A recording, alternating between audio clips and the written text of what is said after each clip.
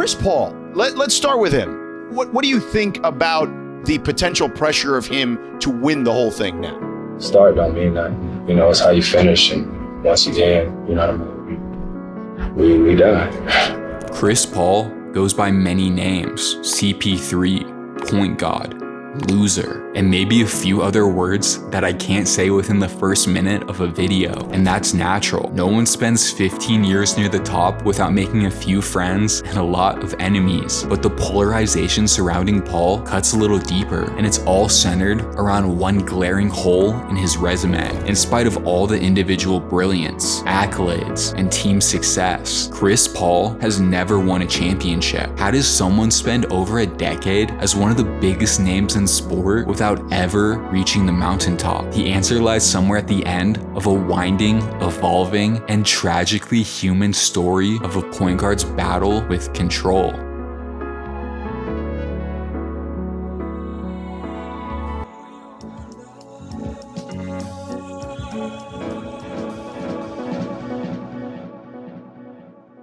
When the news of Chris Paul's arrival in Los Angeles broke, Clippers fans lost their minds, and it was 1000% warranted. The guys known as the other team in LA had done little more than lose for their entire existence. That's not an exaggeration either. The Clippers had the worst winning percentage out of all 30 franchises. But now there was an actual star coming to Staples Center, and thanks to David Stern, he wouldn't be wearing purple and gold. Paul was the undisputed best point guard in basketball, a perfectly balanced playmaker who would hover around the top of the assist category every year, with turnover numbers that would be impressive for a corner-sitting sharpshooter. He could drop 20 points or 20 assists on any given night, and he could do it efficiently enough to make you believe that it wasn't even that hard. On any team, an addition of that magnitude would draw headlines. But this Clippers team wasn't any team. They were a currently in development squad of high-flying highlight factories. Blake Griffin had just jumped over a car. Alright, the hood of a Kia, but he was still cool. And DeAndre Jordan's athleticism had scouts whispering folktales about him. We didn't even have to wait for them to play a game to give this team a nickname. That front court pairing did it themselves.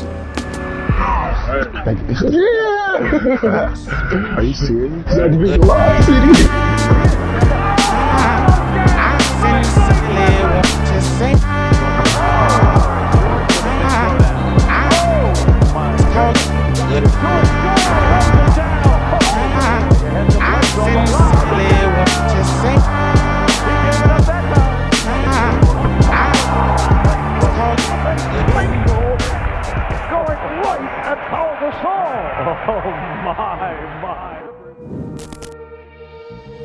The best air show in the country was going on in Los Angeles. Jordan was nearly shattering backboards. Griffin was getting dangerously close to committing human rights violations. And it felt like every poster was coming off of some Chris Paul in between the legs lob. Relevance alone would have been a welcome sight for the Clippers faithful. But this was more than that. Lob City wasn't just a fun gimmick. They were an instant contender in the West. Behind the highlights, the Clippers made the playoffs for the first time in 5 years. Next season, they took it a step further, winning 50 games for the first time in franchise history. They were a mandatory topic on national talk shows now, and the secret formula behind this seismic shift was buried somewhere in the always calculating mind of Chris Paul. Before he got there, Los Angeles was offensively lifeless. In the next 2 seasons, they finished 4th both times. Historically speaking, that makes no sense. Teams don't suddenly go from building houses to wearing the nets out. But then again, teams don't usually find a singular source of instant creation to lean on. Pick and rolls, fast breaks, all of it. And Paul didn't want it any other way. It's not that he was ball dominant, not more so than other point guards at least. He was just particular. Some might say extremely particular. CP understood how a good offense should run, so he made sure his team's attack followed those principles. Besides, who could complain while the buckets were flowing? After 2 years of offensive euphoria, Los Angeles had seen enough to know what they had. The front office went all in, got the Clippers a coach with championship experience in Doc Rivers, a mature voice who had been around a playmaking savant of his own. Rivers knew when to push, when to pull back.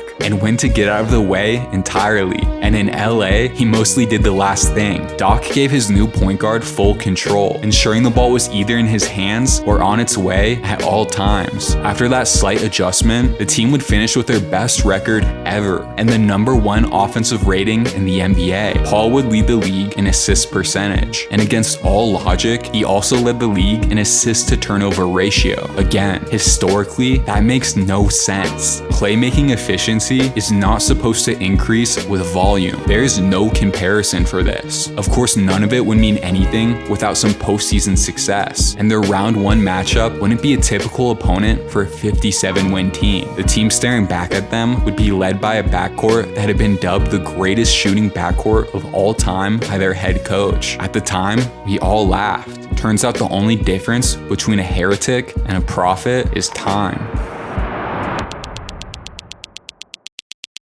But don't worry, we'll get there.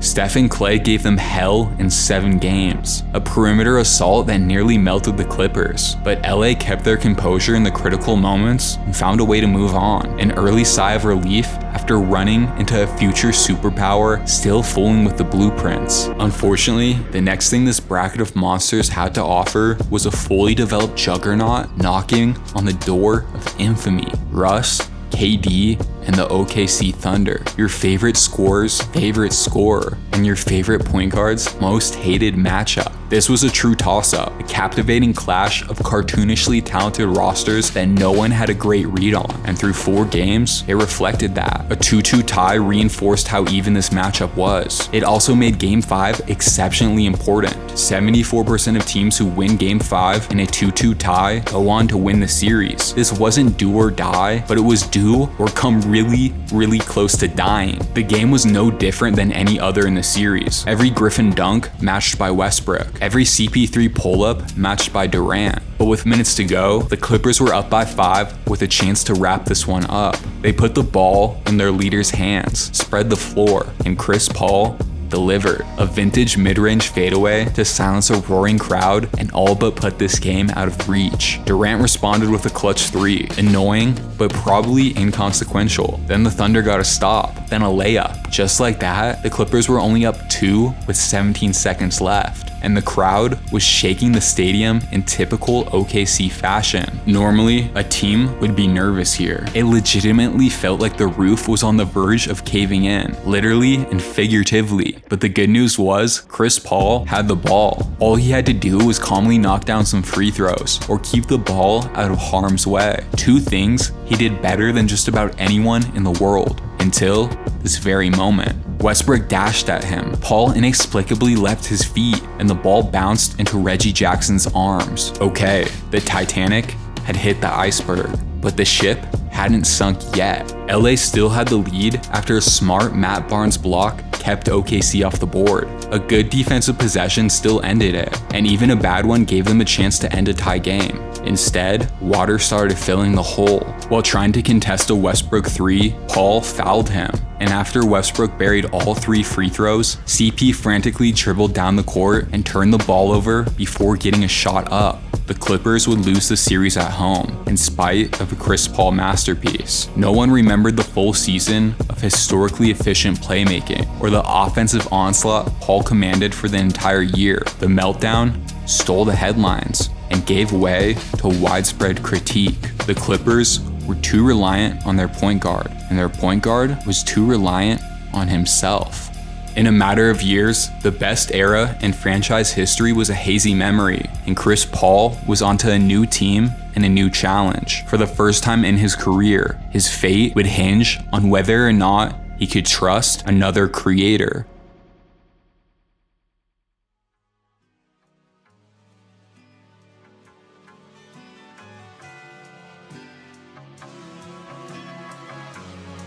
Every stop in his career, Chris Paul had been the most explosive playmaker on the roster. That trend ended when he arrived in Houston because they had prime James Harden, the bearded father of the modern-day step-back with a handle that looked like a cartoon grifter running a shell game. We're physically restraining ourselves from getting lost in a tangent. The stats from Harden's run in Houston are really that astonishing. In a video game, combining two offensive fulcrums like this leads to total league domination. But in reality, people had doubts. People questioned the chemistry, the fit in a one-creator system, and most of all, how would they share one ball? Paul was heliocentric in his own right. We already covered that. But Harden was a whole new type of ball dominant. There was just no way to coexist as they were. One would have to adapt. At least that's what we thought. When the Rockets eventually landed and broke the rules we understood, D'Antoni and co. decided it would be a waste to do anything other than make the most of their two generational engines. So they funneled an unprecedented amount of possessions through either Paul or Harden. With 99% of rosters, it would have been a mess. With this one, it was basketball mastery. Our newest teammate, Adrian Wojnarowski, breaking the news: Chris Paul will be traded to the Houston Rockets. Chris Paul joining forces with James Harden. Who would have imagined Chris Paul will be a Rocket? People in Houston are ecstatic.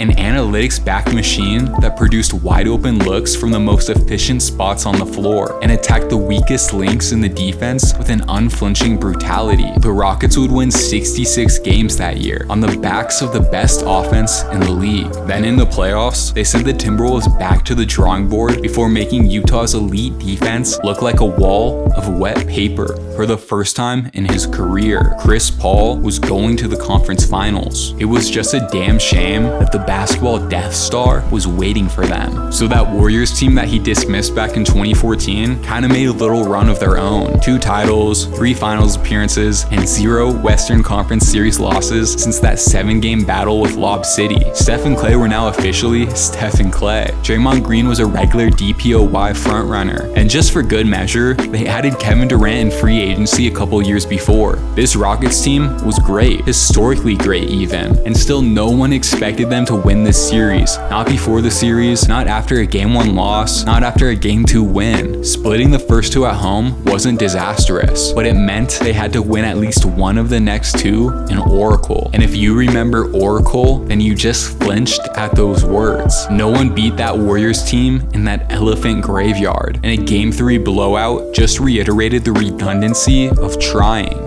The world was getting ready to accept another Golden State parade. Eyes everywhere, glazing over as they read NFL preseason power rankings. And then the Rockets cut through the apathy. The Warriors came out with a typically excellent game plan. They made CP3 a score, took Harden's step back away, and forced both stars to move on to their second and third counters every trip down. That should have been enough to end it. But somehow, those 2 basketball geniuses scored 57 combined points and quieted a crowd that had forgotten what silence felt like. A 2-2 tie and a win in the Bay, something that everyone thought was impossible. But even that wouldn't change the predetermined outcome. But nobody must have told that to Chris Paul. Here he was again, Game 5, a season of brilliance boiled down to 48 minutes. And it was ugly. With 6 minutes to go in the third, Houston was down 2. Shot clock winding down in one of those possessions that just felt heavier than the rest. And they had nothing. Paul desperately searched for room against Steph Curry, and then settled on a fadeaway heave over the tough shot Picasso himself, and absolutely drained it.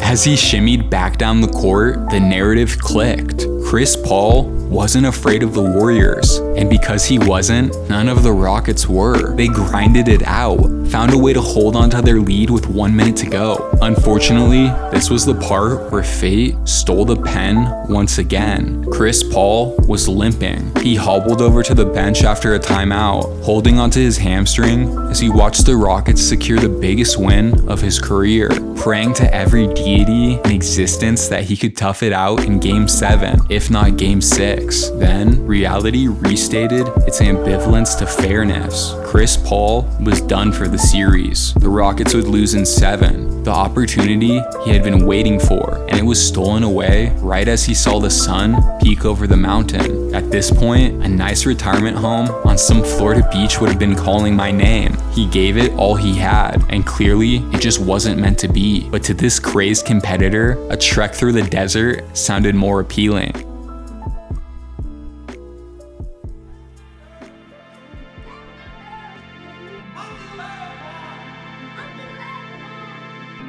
Compared to LA and Houston, the fanfare was rather restrained in Phoenix. There was enough there to believe if you wanted to. The Suns had Devin Booker, Mikal Bridges, and DeAndre Ayton. They flashed real potential in an eye-opening bubble run that barely missed the playoffs. But if CP3 didn't get it done with Lob City or prime James Harden, why would this attempt be any different? Besides, he was older now. A year in OKC displayed his value as a leader and franchise stabilizer, but it also added another season of mileage to a small guard's body. Sure, Phoenix was a team to watch, just not really a team to beat. But as the season unfolded, they kept raising eyebrows. It started as a feel-good story, then they kept winning, and the obsessive hoopheads started calling them a dark horse. This was a more natural fit for Paul. All he had to do was be himself, run pick and rolls, communicate clearly, and take control when he felt it was necessary. No balancing act, no adjustments. Under that framework, the point guard did it again. He built up young talents, kept the offense fluid, and transformed a hopeful contender into a legitimate threat. The only questions left to be answered were waiting in the postseason. How would they navigate a loaded Western bracket? Could they trust Paul to handle the playmaking through 4 rounds? Would his body break down under the continuous pressure?